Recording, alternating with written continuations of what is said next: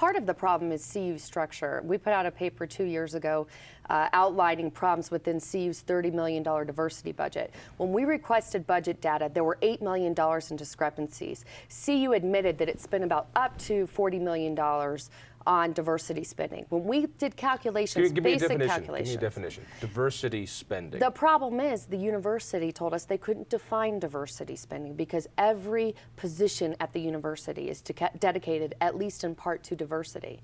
But what we found is up to $100 million of funding for positions and programming is dedicated to diversity. So if we are to believe CU when it goes down to the legislature, when it has professional protesters down at the Capitol saying that CU needs more money, we need to know as taxpayers that they have done everything that they can to ensure that our existing revenue, existing tax dollars, tuition dollars, student fee money, third jobs, fourth jobs for some of these families is being spent in the best and most effective way possible.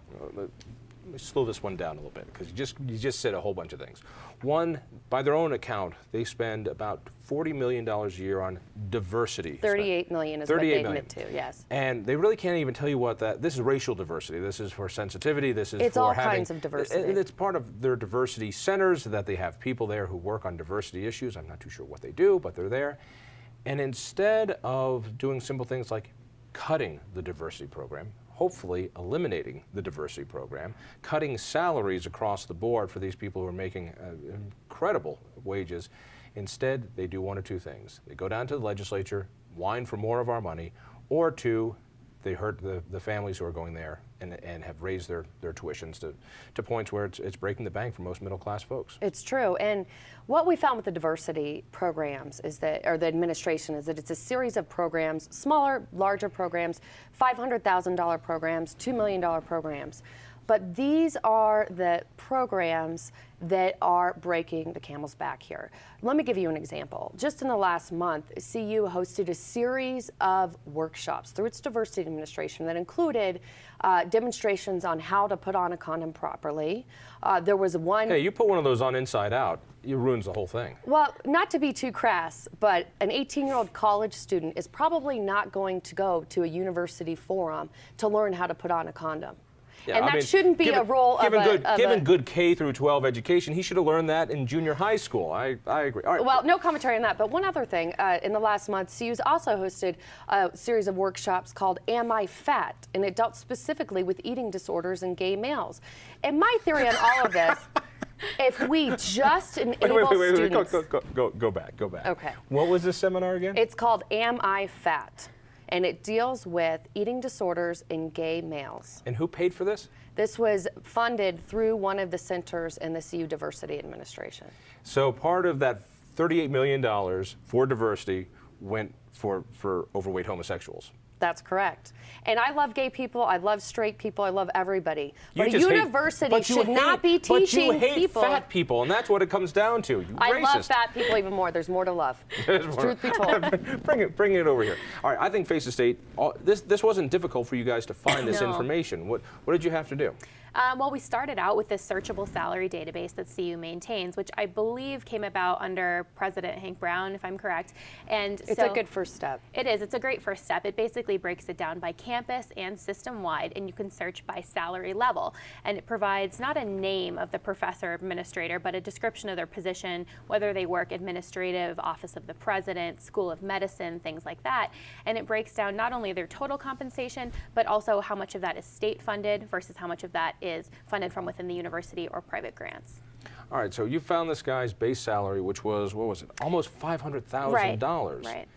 Which is very similar to my base salary, but his incentive structure must be a little nicer than mine. What brought him up to $715,000 potentially? Sure, there were some built-in bonuses, as CU is calling them, but essentially what they are is instead of using a university-provided car, he chooses to use his own car and receives $10,000 per year as a stipend for doing so.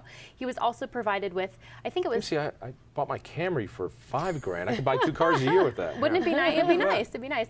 And he also was provided, I think think it was nearly $50,000 to buy his own disability and life insurance policies per year built into his salary. Additionally, he has a flex of $100,000 to $150,000 in benefits depending on his performance. A flex account? This is what you can use for medical expenses, and you can put it into all sorts of benefits and get a tax deduction for doing it as it goes through your payroll. 150? Most people get a couple grand, and at the end of the year they have to run off and buy some eyeglasses if they have anything left over. Well, these are tied to his performance, and CU did provide us a list of objective performance categories, ways to review his performance. Things like fostering an environment of education at the campus, developing diversity, as Jessica talked about earlier. How do you measure fostering an environment of education? That's a great question. What are the measuring points on that? And you know who gets to decide is simply Bruce Benson. It's up to him. He is the final verdict on this. He chooses how much of those benefits the chancellors receive. I did take a look at all of the campuses at CU, and so far only one time at one campus did one chancellor not receive the maximum amount of benefits that they're eligible for. Whoa. One more time on that one again? One time, one chancellor at the Colorado Springs campus did not receive the full amount of benefits for that she was campuses, eligible for. And this is over a period of how many years? I went back at least 2 chancellors, so it varies on the years, but it was about 5 to 8 years. All right, so you're talking on any given year, you've got a 20 to 1 chance that you might not get your full bonus. Right, and in Nice. Wilson's case, the full bonus is $175,000. But they're hurting for money. We've got to raise tuition. We have no choice. Let's be honest. This outrageous salary, while it's outrageous, if you cut it down in half, if you cut it down to a third, if you brought them down to $100 grand a year, it's not gonna close the gap of $14 million. So what is it you want? I think it sets the tone, and the tone is this: we're in tough economic times, and families are struggling to make tuition payments. They're having to make serious choices about how and where to fund the education of their children. And the university should respond to that. While these chancellors are off having cocktail parties, students are taking out more loans and taking on second or third jobs, and there is a huge injustice there. You mentioned a little bit about the benefits that he's getting. And what's nice is you're able to look at those forward. You looked at all the, you said 1 out of 6 employees at CU are making over $100,000. 1 out of 7. 1 out of 7, excuse me, 1 out of 7. But that's not the half of it, because That's you're right. only looking at their take-home pay. When a gentleman, a professor at CU, Mike Menino, put together a report for us on benefits, and if you had to pay forward the retirement benefits that people at CU get, you would have to pay them 35% increase over their salary just to pay what they would have to put into a private account to get the benefits in retirement they're going to get under the retirement account. Well, So when you talk about somebody who's making 100 grand, you have to say, well, but the real liability there is 135 grand for their retirement, plus whatever 10,000 more for their health care, plus who knows what else. Well, I think there are unspoken benefits as well. For instance, many professors go on sabbatical.